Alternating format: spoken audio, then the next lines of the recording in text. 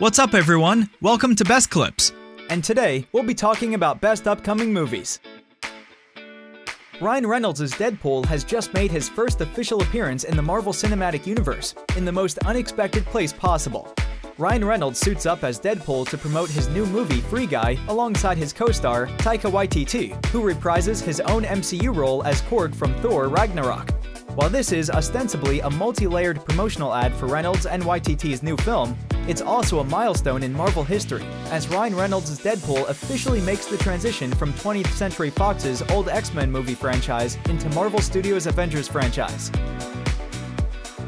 Last month, Reynolds teased fans with a photo hinting he was suiting up as Deadpool again. Now we know why. Ryan Reynolds' Deadpool is the only character confirmed to have been imported from Fox's X-Men franchise into the Marvel Studios universe.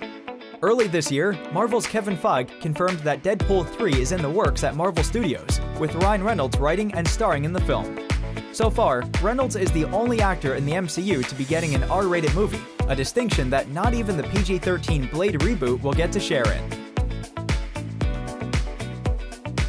Black Panther: Wakanda Forever has already started production, but its script still continues to change. Marvel Studios is moving forward with the sequel of their massively successful 2017 film Black Panther. Almost everyone from the core cast is coming back for the follow-up film, except for Chadwick Boseman, who sadly passed away in 2020. Marvel Studios is typically coy when commenting about their endeavors. So while Black Panther Wakanda star Angela Bassett, who plays Queen Ramonda, couldn't reveal any plot specifics, she told Entertainment Tonight in a new interview about where they currently stand in production. According to her, the sequel script has been consistently changing even with filming already in full swing. Transformers 7 casts Hellboy star Ron Perlman to voice Optimus Primal. Transformers: Rise of the Beasts is the official title of the 7th entry in the blockbuster movie franchise. The title, in fact, gives a big hint about the direction the Transformers series is going in the newest film. Released in 1996, the animated show Beast Wars Transformers introduced evolved future versions of the Autobots and Decepticons. Those animated characters, including future Beast Mode Transformer Optimus Primal, will arrive in live-action form in Rise of the Beasts, alongside classic transforming robots like the original Optimus Prime. Stephen Caple Jr. takes the directional reins on Transformers 7, guiding a cast that includes Anthony Ramos, Dominique Fishback, and Luna Lauren Velez. Peter Cullen will return to voice Optimus Prime. Hot Toys unveils a new figure for Spider-Man No Way Home, teasing a supersuit with Doctor Strange-style web powers for the titular hero. The third installment in the Marvel Cinematic Universe franchise will see Tom Holland return as the friendly neighborhood web-slinger. It will also see the inclusion of Benedict Cumberbatch's Doctor Strange, taking over as the mentor figure for the young hero following the loss of Robert Downey Jr.'s Tony Stark.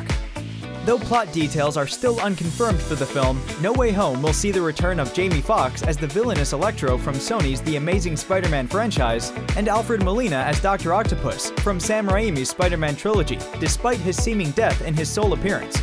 The film is reportedly set to be part of the alternate dimension storyline that began with Disney Plus's WandaVision and continued with the streamer's Loki, and is set to explore with Doctor Strange in the Multiverse of Madness, which arrives 3 months after No Way Home.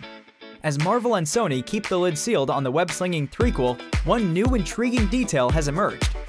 With just under 6 months to go for its highly anticipated arrival, Hot Toys has unveiled a new figure for Spider-Man No Way Home, modeled after one of the suits featured in the film.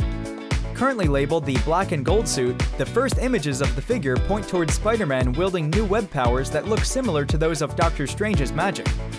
It's been known for some time that Cumberbatch's Strange would appear in Spider-Man No Way Home, but to see the new figure offer a look at a new magic-powered suit for Holland's young hero is sure to send a new wildfire of theories through the fanbase. With Strange likely offering Peter Parker some kind of help in battling the multiple villains of the film, it would make sense to help him craft a new suit to combat the potential multiverse madness extending to the threequel and the future. Only time will tell when the film finally hits theaters on December 17th. According to Deadline, Matt Shakman has officially signed on to direct the next Star Trek film for Paramount Pictures and J.J. Abrams' Bad Robot, who produced the last 3 Star Trek films. Lindsay Beer and Geneva Robertson-Dworet are penning the script. There is no word yet on if the cast of the Kelvin-era Star Trek films like Chris Pine, Zachary Quinto, or Zoe Saldana will return to reprise their roles. Disney has announced that Black Widow made over $60 million via Disney Plus Premier Access during its opening weekend. The film is the first movie from Marvel Studios to be released since the start of the COVID-19 pandemic, serving as an origin story for Scarlett Johansson's character and the beginning of the theatrical side of Phase 4. It is also the first feature film entry in the MCU to open simultaneously in theaters and on the Disney Plus streaming platform. Black Widow debuted at the top of the box office after opening on Friday.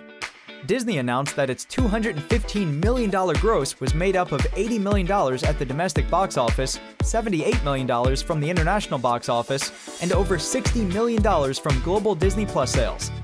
The news makes the latest movie in the MCU the highest-grossing film since the COVID-19 pandemic began in early 2020. Ant-Man 3 is bringing back the original movie's villain, Corey Stoll. Officially titled Ant-Man and the Wasp: Quantumania, the Phase 4 film will be Paul Rudd's third solo outing as Scott Lang alongside Evangeline Lilly as Hope Van Dyne.